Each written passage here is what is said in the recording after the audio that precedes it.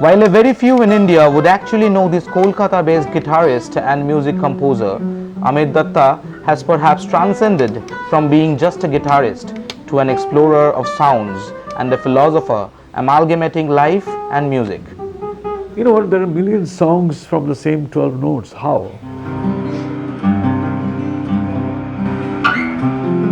He shares his journey with MIT. What is changing? What is the elastic thing is time.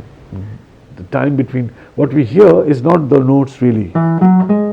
We hear the time taken from one note to the other note. My music can have a kind of a little bit of a jazzy kind of inflection, even though I don't play jazz in that format.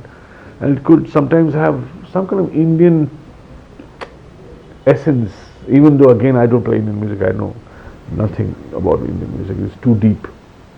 I have to start a new life for that.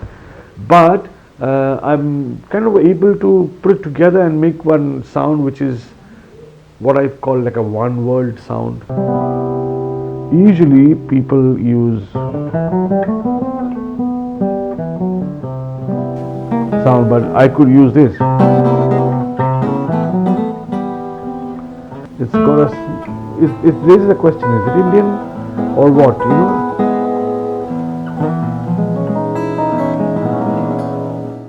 From witnessing Calcutta becoming Kolkata and the gradual death of favorable music scene in the country to understanding how the world with the advent of internet is cocooned inside your bedroom, conversations on the aesthetics of music are rare nowadays.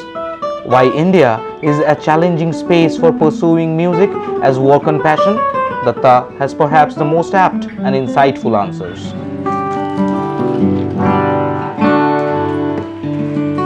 I don't think they recognize this subject as a worthy thing to do in life or a dignified job in life, which I have done. My only mission in life to kind of, right now at this stage of my life, is to say or prove that this is a respectable, valid job to do in life. Stories and examples of wisdom fill the airs in the room full of students as he talks about the clichéd perceptions in the society and what inspires him to look forward to this journey through treble and overtones in harmony. But there's something, for some reason, maybe the energy of all these little beauties that you start seeing keeps you within it.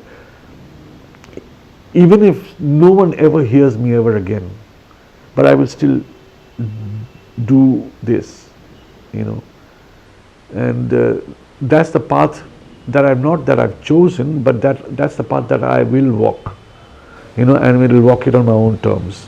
Parents don't say, what do you do? Even though luckily they haven't told me ever. In fact, I got so much support from my mom and stuff like that. What do you do if you say I play guitar? No, like what do you do in life? That has to be out.